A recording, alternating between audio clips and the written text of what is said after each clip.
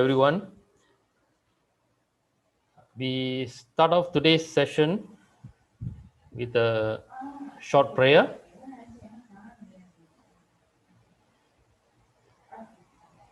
அருட்பெரும் ஜோதி அருட்பெரும் ஜோதி தனிப்பெரும் கருணை அருட்பெரும் ஜோதி அருட்பெரும் ஜோதி அருட்பெரும் ஜோதி தனிப்பெரும் கருணை அருட்பெரும் ஜோதி அருட்பெரும் ஜோதி அருட்பெரும் ஜோதி தனிப்பெரும் கருணை அருட்பெரும் ஜோதி எல்லாம் உயிர்களும் எம்புற்று வாழ்க. வள்ளல் மலரடி வாழ்க வாழ்க.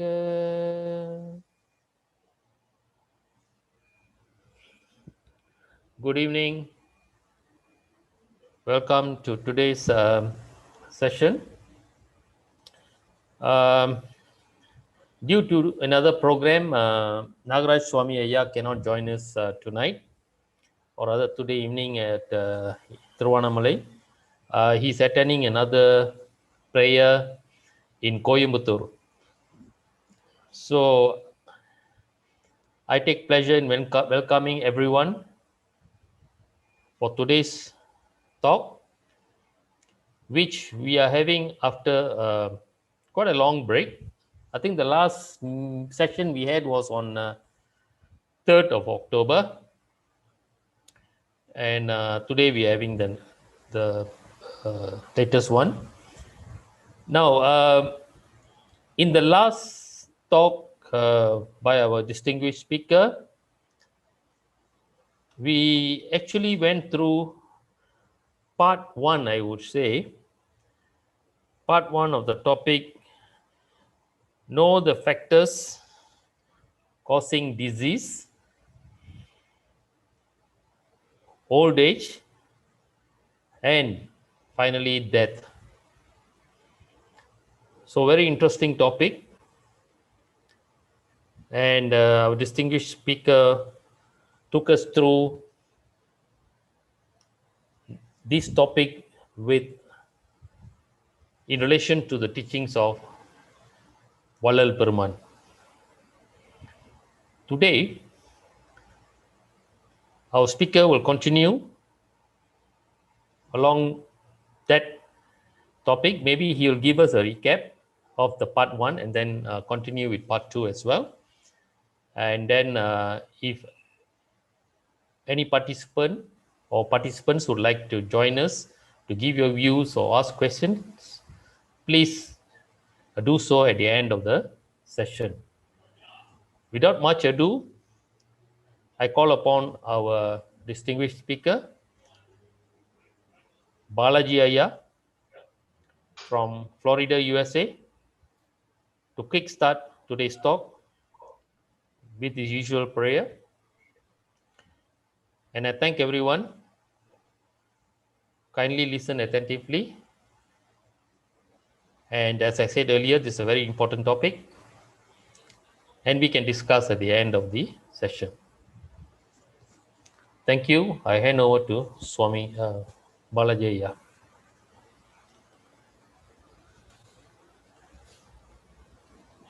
Arutperum Jodi. Thank you, Gandhi and Ayya. So let's do a recap like how you said, because it's been a while. Let me go ahead and share my screen as well.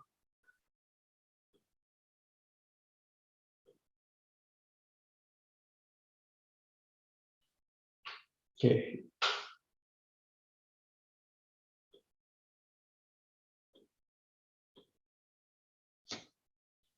Okay, so we looked into this topic of the factors which could cause diseases, old age, and death. And Vallal Peruman actually outlines 4 factors which could lead to this separation of body and our life. So, I mean, the idea of this is we take points from Vallalar Perumanar and see what's applicable and apply to us and slowly move towards that path.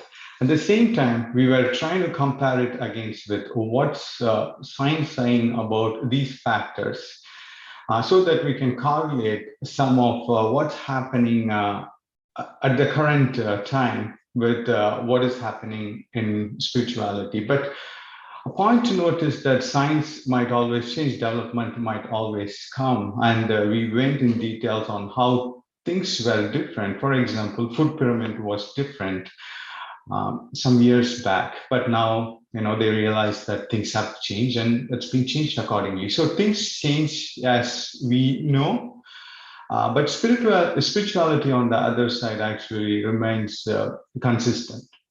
Right, so that is something which we saw. And the 4 factors which actually destroys the body as outlined by Perumanar is food, sex, sleep, and fear. Note that we went into details on some of the research papers which has been presented about this high protein content research, what they had done, which was increasing the mortality rate. We went in details on that. And we also, one other, I think, I'm not sure if I said right at that time, but when the paper was released, it created lots of controversies, right, at the time. And what happened was, like, Philip Morris, the company. If I say this name, probably you might recognize it a little bit better, like Marlboro cigarettes, right? So the maker of Marlboro cigarettes is Philip Morris. Well, now they do own lots of other food products too. That's a different story. But after this research paper was out, actually, Philip Morris actually, it was going through a little bit tough times because the drugstores, one of the biggest drug chains actually, was planning to pull back cigarettes from its aisle. So they actually, what they did was they said, if you stop selling cigarettes in stores, actually, shouldn't you stop also selling meat? So that was the statement from them. It's a valid one. It's a valid one, right? It's asking the right question there, but a wrong thing and a wrong thing cannot make something a right. So all these things happened. And there was one nutritionist who said, like, oh, you know what, this would probably cause lots of confusion among people. Right, so it stirred up conversations on what is correct, what is not correct, and stuff like that. So that's a good thing, like debating over things. That's how things get clarified in the end. And we also saw, like, how plant-based diet actually would also help in good therapy and has lots of healing. Basically, it comes back to our old methodology of how food can be used as a medicine if done right. Then we jumped into like what Perumanar have been suggesting for us, using like pure sattvic food, and this is nothing but unrotten food, like pulukada unavugal. So it's like jaggery, honey, rock sugar, karkande, ayachinduram, tamarapasmam. So the food which basically doesn't get rot when you keep outside, and it lasts for a long time. So that is the real Sutta Sanmarga food. But at the same time, Perumanar also suggests, like, there are like vegetables and spinach which are actually good for us. And some of the stuff we saw were like banana, ridge gourd, brinjal, winter melon, drumstick, and so on, and with multiple other spinach varieties. And we know some of them has been extensively specified, Vaiperumanar, especially Karisalangangi, Thuduvalai, those kind of spinach, actually, they play a good role, Muringai, and all those things.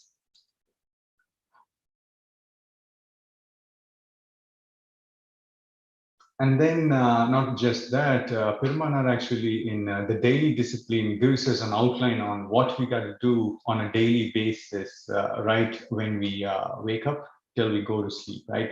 In that there were lots of points regarding food, and some of them are like, you don't want to delay when you are hungry, but don't eat unless you're hungry, and don't hurry up or don't be too slow.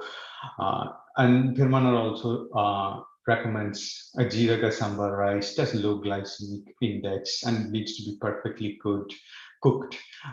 You have to strain the water actually, so to remove the fat content of it, and always drinking hot water. And avoidance of roots except Karunai, that's a root variety, Karunai Karanga. It's also prescribed in Siddha and Ayurveda. That's very good for constipation as well. And then avoid consuming old food, like avoiding fried food, but take it very sparingly. Add more cumin and peppercorns. So reducing salt, chili, tamarind are something which we saw, and using garlic, onion sparingly. Dinner should always be less compared with daytime food.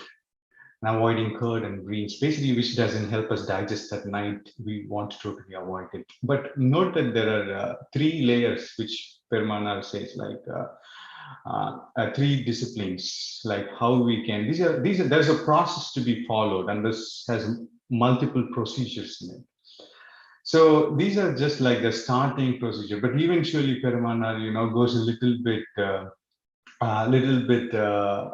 constrained in it, and saying like some of the things in here, it's really not necessary as well, like milk and the dairy products which we use. So it says like Sathiyargal, Sadhagargal. So whoever is in practice, and when he has gone to the next stage, we can eliminate some of them.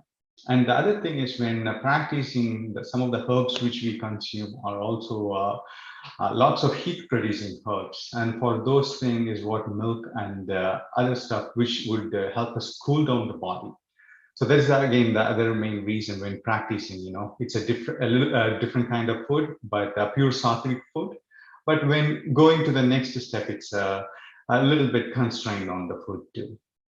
So the idea here is eventually go through this process, and then win this food and gain control over the food. So that is the main idea. Same thing with all the other aspects too. So the idea is to go over each and every concepts in our daily routine, and then see how much we can overtake these concepts, win it, follow the disciplines, and eventually win the food, the sex, the sleep, and how to win, how to go over the fear too, right? How to get rid of the fear completely as well. So that's the final aim actually of this complete presentation. So anyways, now let's go ahead and keep moving to the next topic actually, which Perumanar was saying was it's related to the sex. And from the science perspective, like there is no concrete methodology or something, at least, which I can't trace into to see on the frequency. It's like, it depends on the number of times, and whatever is the right amount for that person, that's the right thing they can go with. It just leans towards that. It also science also says it's good for relieving stress, hypertension, and it's referred to as happy hormones. But an interesting aspect from spirituality and Perumanar, totally, you would see they're totally diverging. The path completely diverges. You can see this thing. And this is said with a beautiful example, actually, comparing our mud lamp is our body. So we have to take like our mud lamp is our body. Oil is the blood, actually, which we pour into the lamp. And the wick is the semen, and light is the soul. So the container is the body, the oil which actually is needed which is needed also for the light, that is the blood. The wick is the tiri is the semen, and the light is the soul.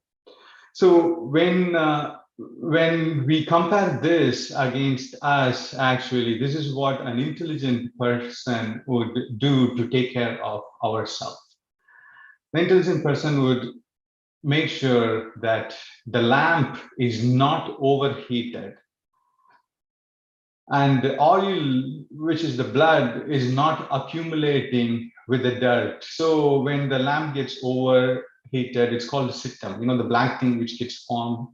So that is the septum. So we don't want that to get accumulated with the dirt, which so the oil will not get accumulated with the dirt, and without invoking the wick often, which is basically without invoking the semen often. And here Perupanar refers in one more place what he refers to as Utrukeni Nyayam. So if there is a well, and if somebody is trying to consume all the water from the well, on a daily basis, constantly, the well is not going to be useful eventually. Right? So that is what would happen when the frequency is more. So that's what Perumanar says. And there is also a recommendation for the family people to be in a relationship within like 16 days. So 16 days is what Perumanar says. And the lesser the days is, Perumanar also outlines some of the side effects, based on those things too. So, but anyway, for family person, Perumanar refers like 16 days is the at least 16 days is the right time. And then invoking and spending the wick is detrimental to the soul. And it's also said that it's detrimental to this soul as well, because like Sathiyargal who are practicing are different, that's the family members, but who are all on the next stages are different. For them, Perumanar says, they don't want actually to even waste any semen, right? So that is what the recommendation is on the sex side of things. Let's move to another one, the third one, which is a good one, which is an interesting one. It's on sleep, and this is this again is like you would see that there is a complete divergence, like it is totally parallel to what the science here is and what the spiritual aspects or what the saints have been following. You would see that too very clearly. The picture up there is taken by NASA actually during the nighttime, to get an image on the Earth. So I tried to get a snapshot of how actually India looks at night. You can see some of those big cities getting highlighted, here and there at night. Beautiful picture actually, especially if you see the complete Earth picture, that looks amazing. So this is what actually happens at night. So this hormone called melatonin. So these things are automatically happening inside our body, as this is also called as a sleep hormone, which is responsible for the sleep. And it's said that it's the central part of the sleep and the wake cycle. So what happens is, as daylight is there, this melatonin production in our body is not there. But as we get into the evening and as night falls, that is when automatically this hormone is produced inside the body, and the secretion of this hormone increases. And this actually promotes a healthy sleep as well for anybody. So this is really important. And this is, I think we have seen this before in somewhere else, called circadian rhythm too. So this is basically a master clock in our body.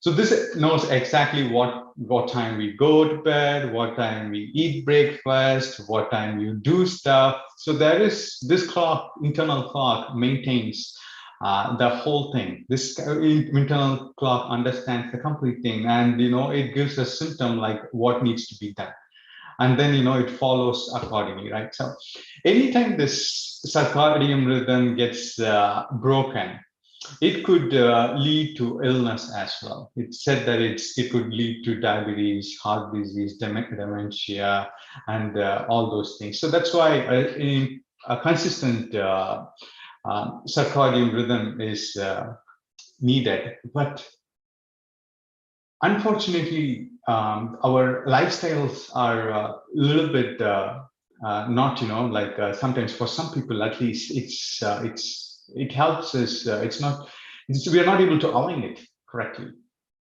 It could be because, like, our shift is totally different. We have to work at a night shift. We are on calls. We get called in a different time. We might get a delayed sleep due to whatever it is, or it could be just because an unavoidable thing, but we might be watching TV, right? That could happen. Or we have been flying to do business, and then having jet lags. So the time changes. Time from Asia to Europe changes, Europe to US changes. So it's a complete change in time. Or unfortunately, someone might have insomnia. They might not even get sleep. I know friends who have insomnia, and they say, oh, you know what, I have to wake up till 4 o'clock or 3 o'clock because I never get sleep.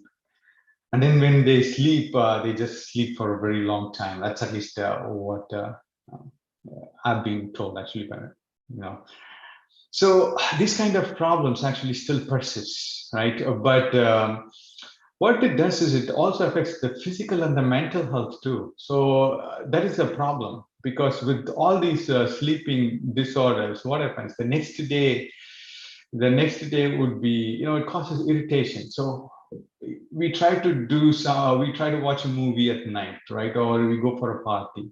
Then the next day, there is some kind of irritation, definitely, right? We can't learn something. It impairs our learning ability. It leads to fatigue.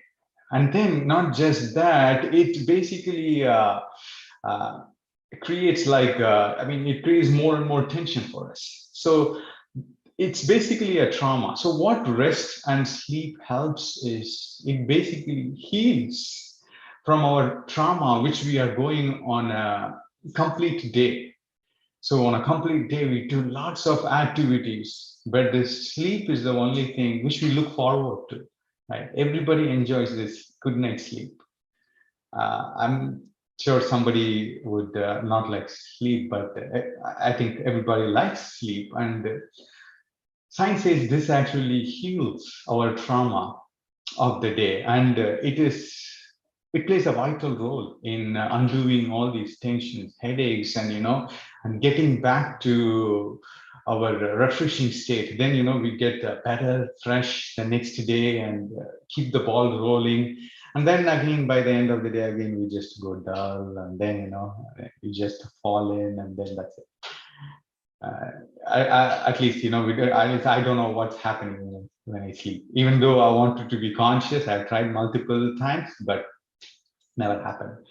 But yeah, it's a challenging thing. We'll talk more about that one too. But the food here, with respect to food, if we consume lots of caffeine related food before going to bed, then sometimes they block those receptors, they block all those things, and you might not get sleep too. So that's also there.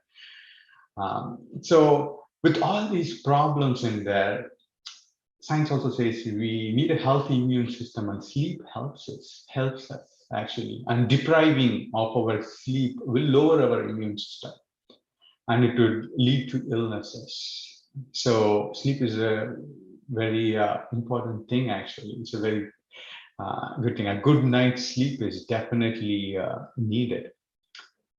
Then going a little bit deeper into sleep, it says that there are 4 stages of sleep.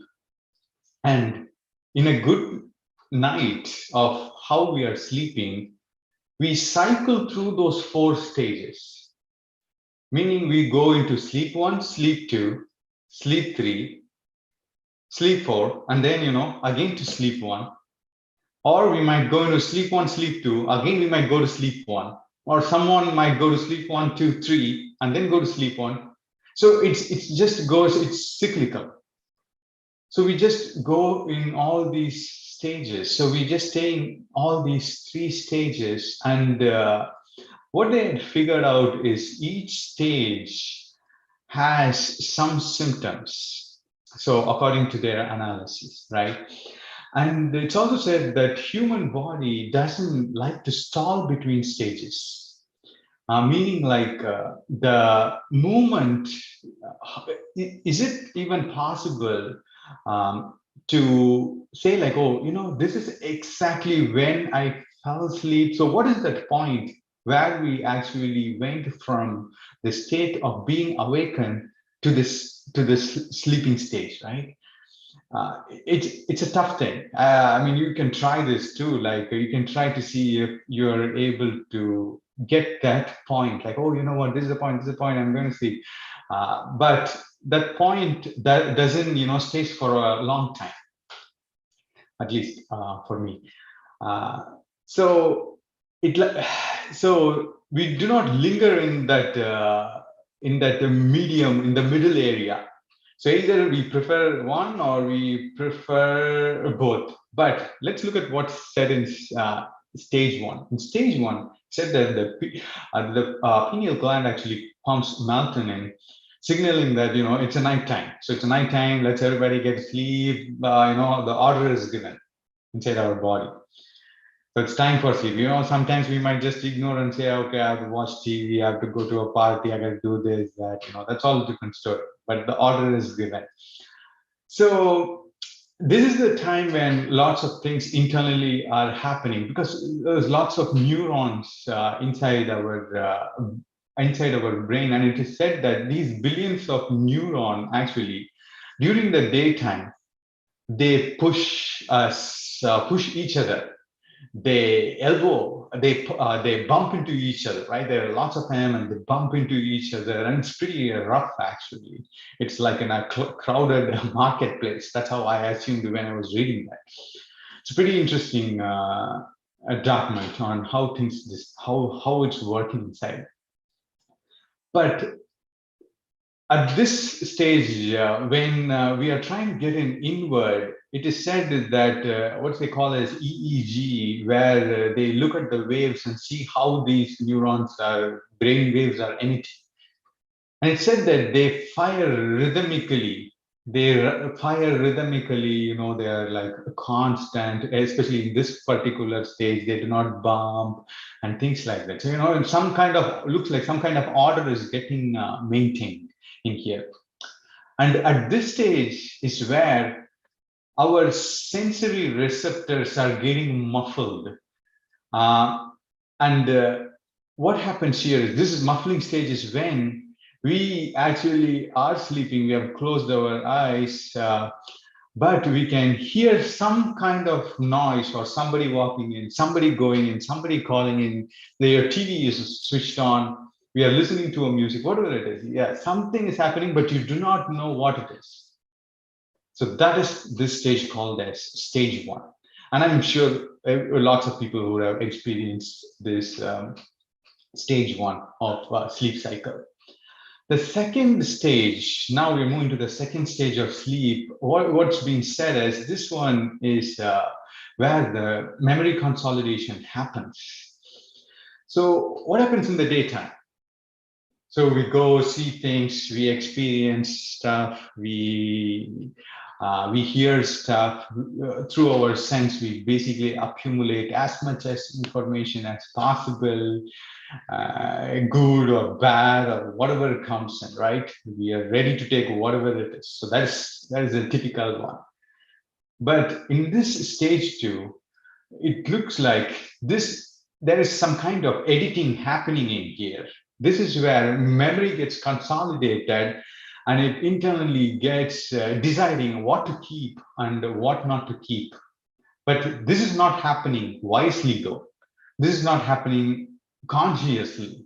So this is why if we actually refer back to some of the disciplines, what we see in Indriya Volakam, Karna Volakam, right? The disciplines for the mind, the disciplines for the body, that's why it's important. What we get exposed in the daytime is important because we don't want to, get more exposed into lots of other things and go through these kind of cycles, right?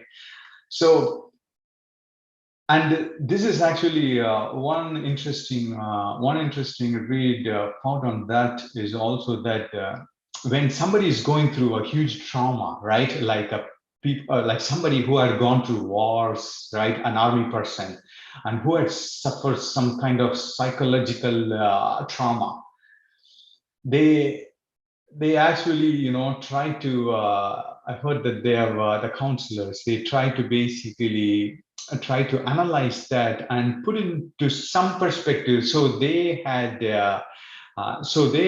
taken some decision on it. So they have introspected that and said like, oh, you know what, this is probably what it led to it, right?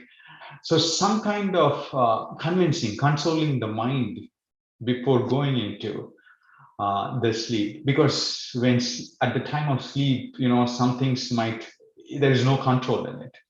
So there have been some correlation there with the counselors and the psychologists, and during this kind of stage 2 thing. Pretty interesting stuff on the stage 2 there. And stage 3 and the stage 4 is what is referred to as a deep sleep stage. So sometimes people won't even get into this stage 3, stage 4.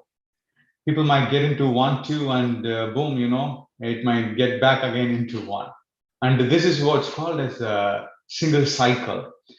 And typically, we go, it looks like 4 to 5, at least from what I can see, 4 to 5 cycles before, we wake up. So that is why sometimes, at some time when might be second or third or fourth, whatever, when we get back to the first cycle, we might like, oh, you know what, my sleep was disturbed at that point. So that might be our stage 1, because of that cycle which is happening through it. So now I think you might be able to put into perspective on like, oh, okay, yeah, it might be able to sync it in with your own experience, right? But let's look into stage 3. Stage 3 is where it said that growth hormones actually are produced. And we enter into this deep sleep at this time. And this is where psychological housekeeping is done. And this is these stages 3 and 4 is where there is no dreaming at all.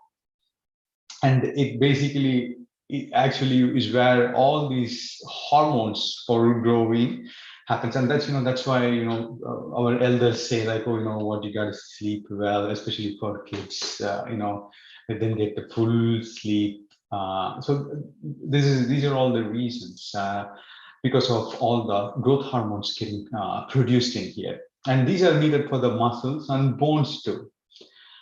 And there is an interesting research done by the University of Rochester in New York.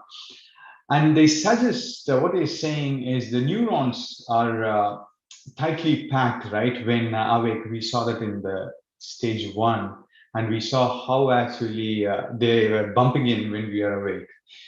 But now what it happens is these neurons start to deflate like a balloon, like losing its air. It's slowly deflating it, widening its spaces between them.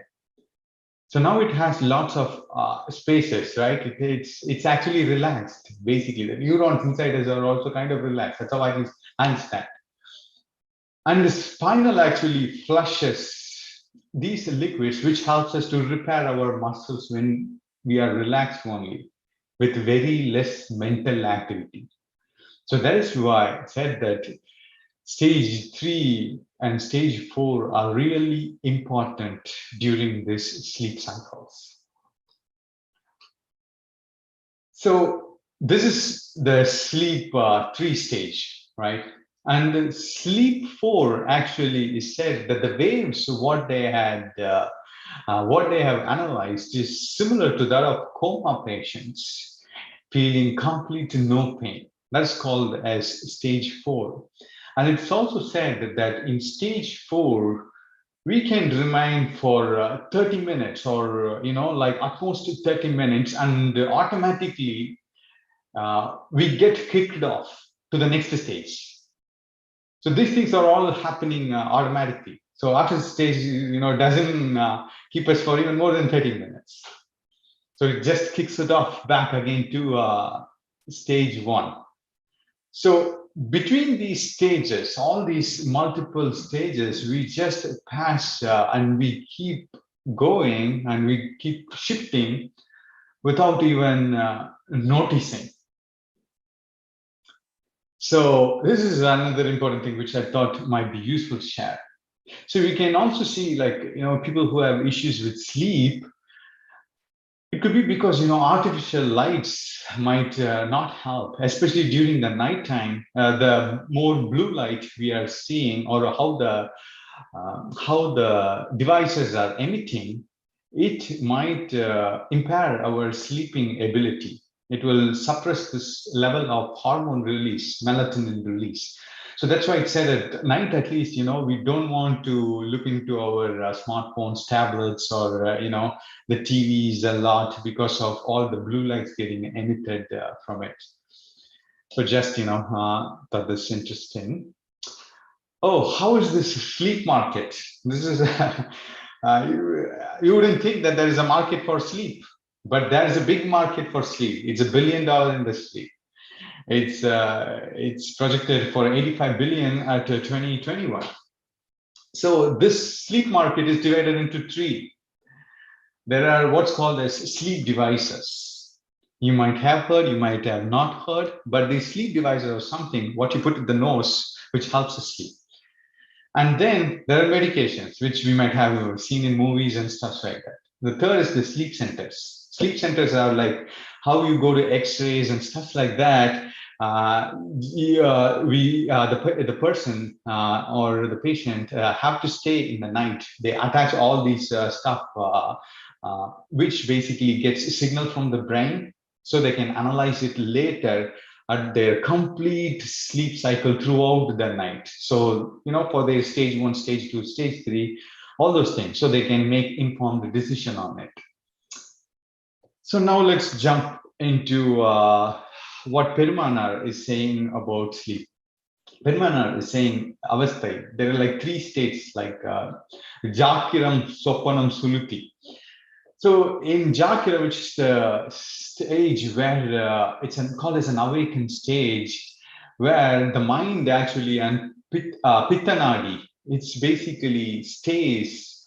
The Pittanadi is what basically the heat, right? Heat nadi, which basically stays in the eyebrow center. So that is called as Jakira. And in the dream state, the mind and the Vada Nadi, which is responsible for the air, actually stays in the throat. And then Perumanar says that during the deep sleep state, the mind and the Silottama Nadi, right, that actually stays in the chest portion. So actually, so it's in the eyebrow, it's in the throat, and then it goes to the chest actually during all these states. So another interesting one, it says, is somebody who has practiced 1 hour a day can live for 1,000 years. We will go around that in a little bit detail. So, and then, but the real recommendation is like, you can sleep approximately 3 to 4 hours and then think about God. Right now, we are going to go over all the steps, and then I think eventually it will make sense. Then Perumanar says, do not sleep in complete darkness, have some light in it. And then do not sleep at daytime, but take rest.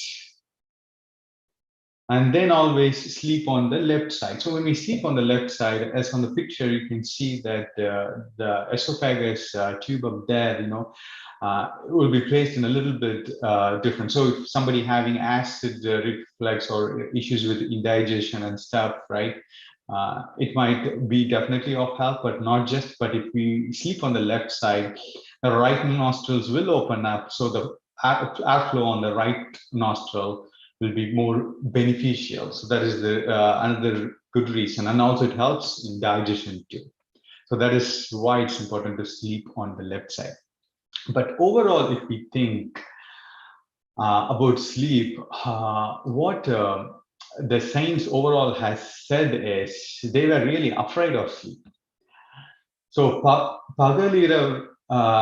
பகலிரவடியேன் படுத்த போதெல்லாம் தூக்கமாம் பாவி வந்திடுமே. So he's saying like sleep is a pavi, right? He scolds sleep. And then also the dream too. He says like kanavam kodiya vempavi. And dream is as magapavi, right? It's the next one. So they really do not like the sleep aspect of it, because the consciousness is lost during sleep, because we totally lose consciousness at the time. We do not know what's happening. Anytime there's a loss of consciousness, it's compared to the loss of life. So that is why saints actually are like, oh no, I don't want to. I want to overcome this sleep, and I want to completely eradicate the sleep. So that was their goal. So in one of the other songs, it said like, துன்மார்க்க நடையிடை தூங்குகின்றீரே, தூக்கத்தை விடுகின்ற துணை ஒன்றும் கருதீர், சன்மார்க்க சங்கத்தை சார்ந்திட விழையீர், சாவையும் பிறப்பையும் தவிர்த்திட விரும்பீர். So you do not even think through all this thing, and and you are sleeping happily. But in the principles of Sanmargam is where it is said like how to overcome all those things. So if we look at the daily disciplines of what needs to happen, it is clearly said like, oh, what, this is what you eat in the breakfast.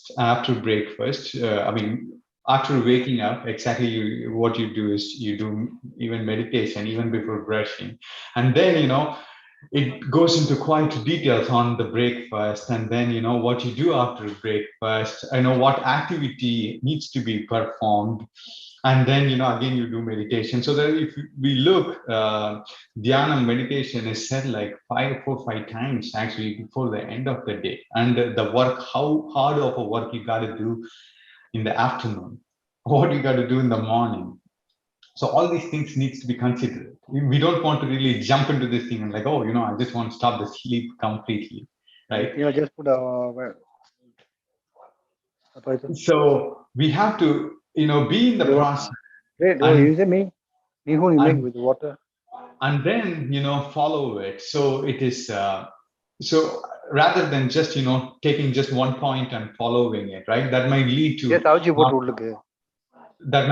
lots of issues. So that's why we got to be a little bit careful on it.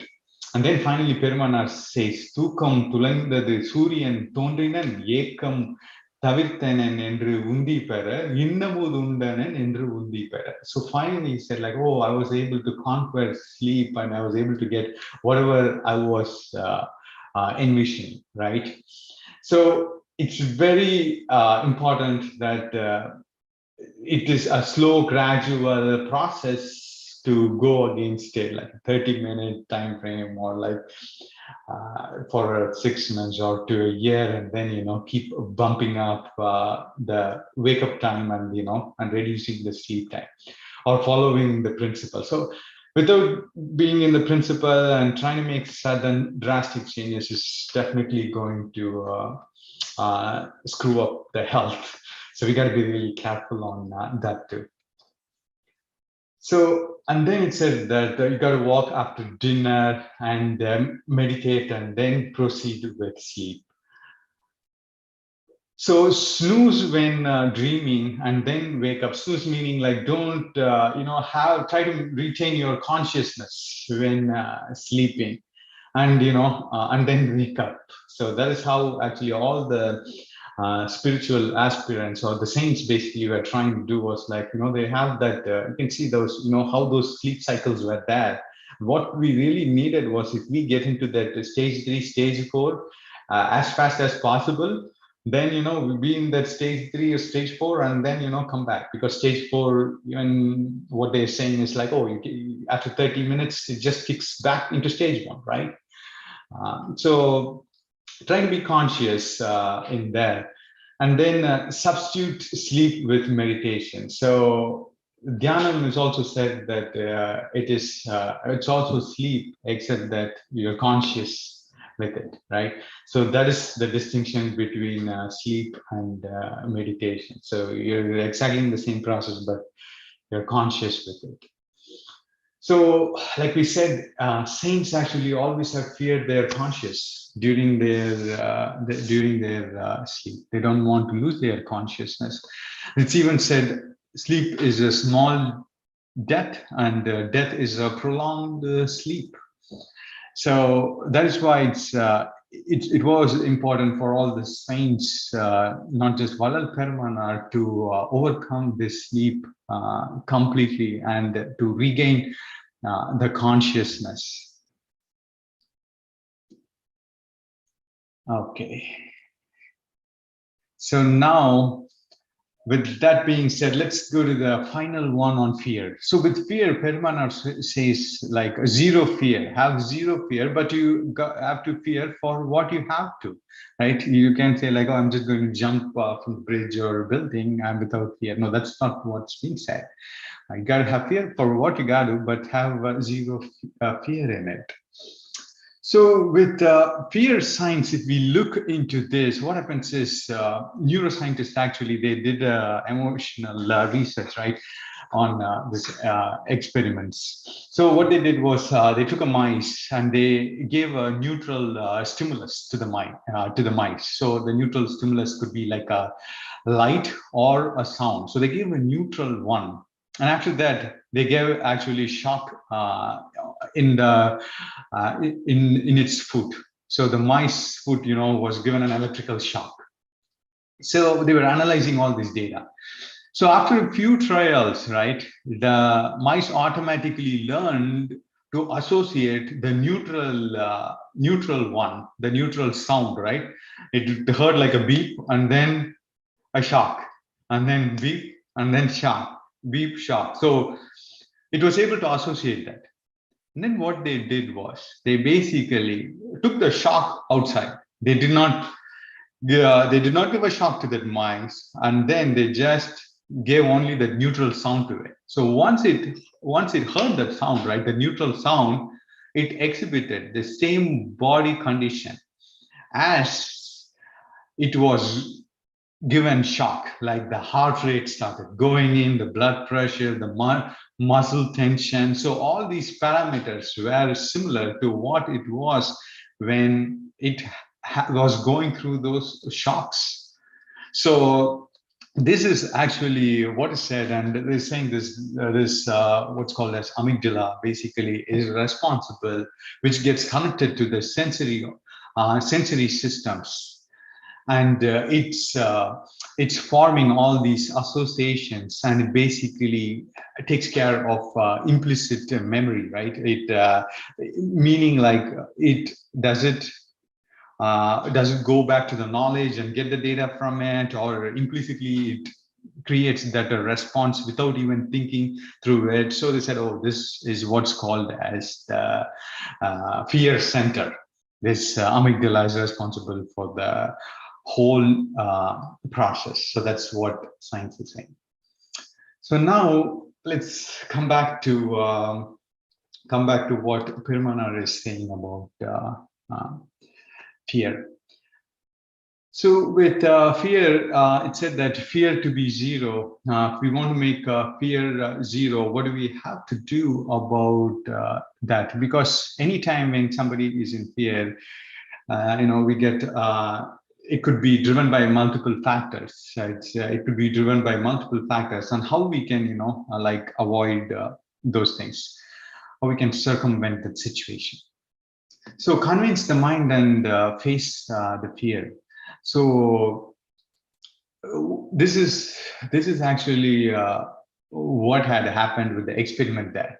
So in that experiment, like the mice was given a neutral response on a shock, right? And then through those shocks, it went through those process, and it was exhibiting the same fear when it heard that neutral sound. So they continued the experiment.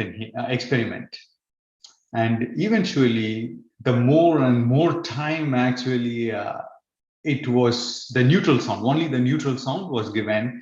Initially, it went through the same changes inside the body with all those blood pressure, heart, and all those changes. But eventually, it learned that, oh, you know what? This sound, after multiple attempts, it learned that, oh, you know what? This sound has nothing to do, it's not harming me, so I'm not going to face it. So it's exactly the same thing in here. So now you can see that there is some kind of correlation in here. Like, anjade ninje anjade, anjade ninje anjade, Pirmanar says that. So it's like we have to convince the mind and start facing the fear, and whatever the fear we have in it's subjective, it's based on us. So, and then reducing the desires, right? We everybody has their own desire. We always desire, have my own desire to get something. And when there is some impediments to the desire, then we fear for it. Reducing the desire would definitely help it. Growing the knowledge actually in it. So this, like when we are not prepared for something, when we are unprepared and we walk into something, especially there, the fear factor is going to kick us. It's going to be a problem. So we grow the knowledge so that, we do not have to face the fear. In there, like even for exams, right? If we have already prepared and we are walking in, so why do we have to be fearful on it, right? Whatever we know is what we know, what we don't know is what we don't know there. And then no cunningness on purity of thought process, actually, right? So the purity of thought process, the purity of how we communicate with everybody, how we approach with the people around us, that plays a lot of things. Because if somebody is hiding, then hiding something, that's when they might have to fear that, oh, you know what, they may find it, or what if they come to know about these problems? So those things would come into the picture, right? So purity of mind actually is also something which is specified. And not committing any mistakes or sin, right? So this again goes back to the discipline of the body and mind, and what we have to do to other people, right? Through our body, through our mind, what is good and what is not good. As per the process, if we stay in, we will not be committing those mistakes. The mistakes will be less, and we do not have to fear for it.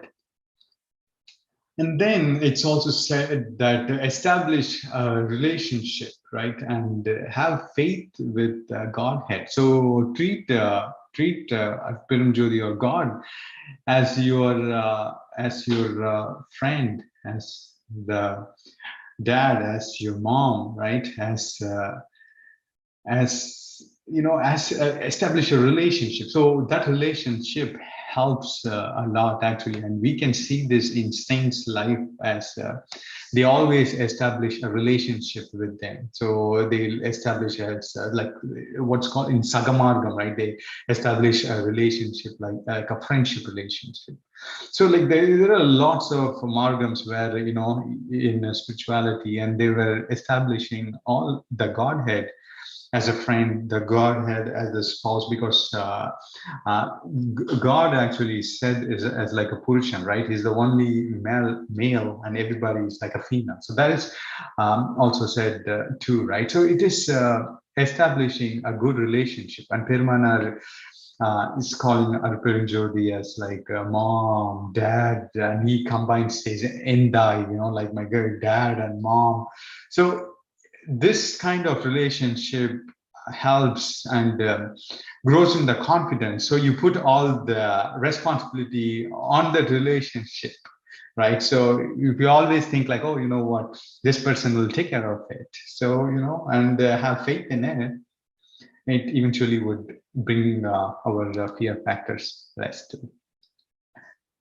Okay, so I think I think we wrap it right on time. Have sometimes in case we want to discuss about something. So this is what exactly are the 4 factors, and what were the recommendation, and science actually is different from different perspectives. It gives you a different look, and we looked into the perspective of my perspective of how science look and how Permana is saying, and look at some differences, right? And there are some correlations, some of them are not, but hopefully paints a better picture onto how it will help in our daily routine, and how we can associate things as we go on a daily basis. With this, I just want to thank everybody for your time, and hopefully we put it to good use. And Arut Perin Jodi, Vanakkam everybody. Thank you. Arut Perin Jodi. Thank you, Balaji. Yeah, thank you very much for that insightful talk on the 4 main topics, or subtopics, I should say, from our main title today. Now, what interested me was the science behind the normal sleep we have, and also the science when it comes to fear. Now, some of us, most of us, I would say, that we take sleep for granted, and due to our work stress and all that, sometimes a real good sleep is compromised. That is one. Number 2 is fear, because I think we have touched on food and other topics quite well earlier, but on fear, I think we take it for granted, really. Most of us do not know that such a thing exists, and it can distort your thinking, or it can create some kind of a physical change in your body. So they take it very lightly.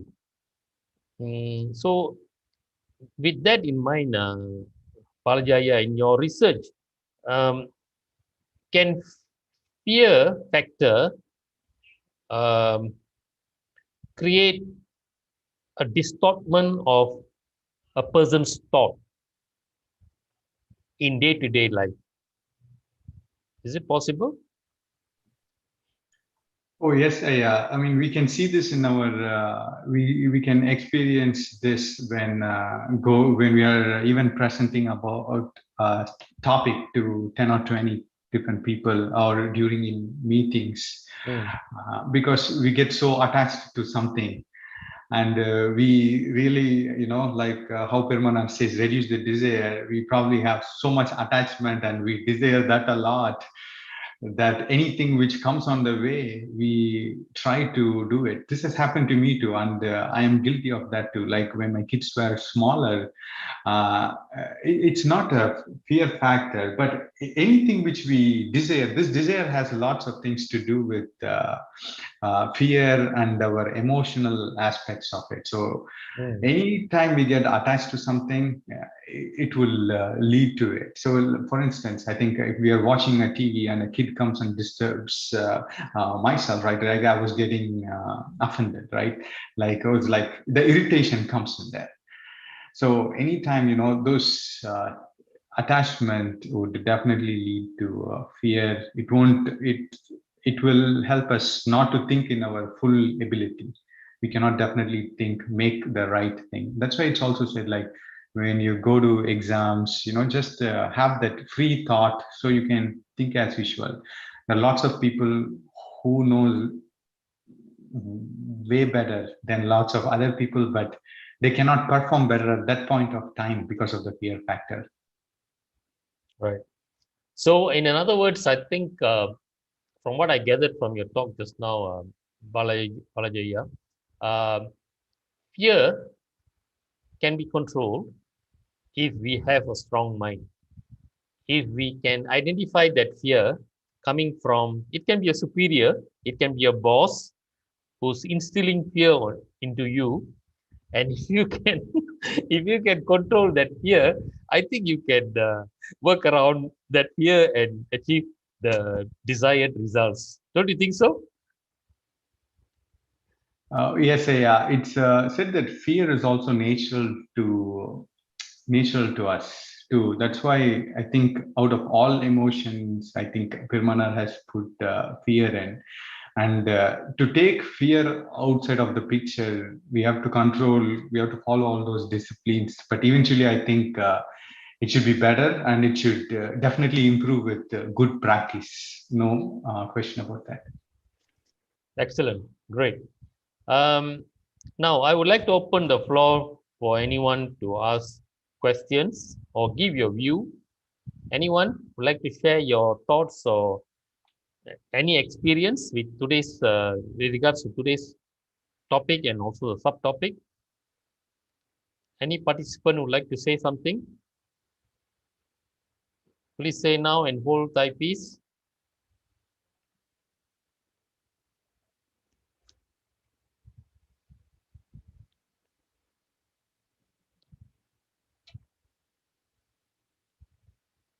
Okay. All right. If there is no more questions, we are about slightly past 8:30 now. I am Sriram here.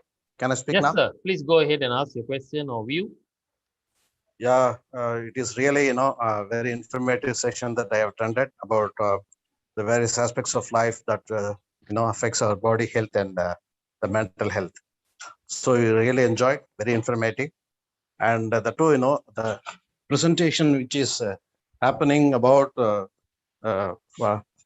Prakash Vallalar in English is first time that I'm hearing, and I really enjoyed and really informative. And I think it is really eye-opening. Thank you for the session. Thank you, sir. Thank you for the compliment.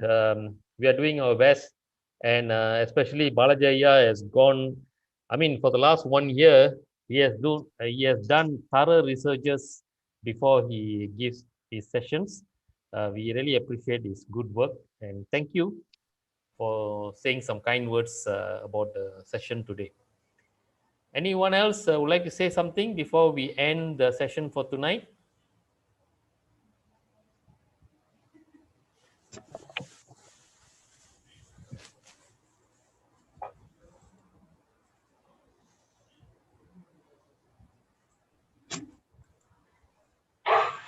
Right. Thank you, everyone. So before we end today, I would like to record my thanks to all the participants who have taken your time and gathered tonight for this talk. I hope you have something to take back tonight and ponder over it and do some rectification in your day-to-day life. I would like to thank Gauri Amma for organizing this session tonight. Well done to her. And of course, our distinguished speaker, Balaji Ayya, who in his busy schedule have taken time to prepare such a wonderful slides and also given 1 hour of his valuable time to share with us and explain to us in simple manner and connect it with Paramanar's teachings, how it can be rectified for our day-to-day life. With that, I thank everyone. A simple prayer before we close for tonight.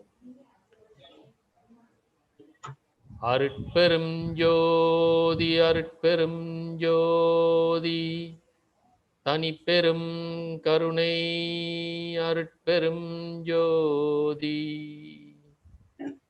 அருட்பெரும் ஜோதி அருட்பெரும் ஜோதி தனிப்பெரும் கருணை அருட்பெரும் ஜோதி அருட்பெரும் ஜோதி அருட்பெரும் ஜோதி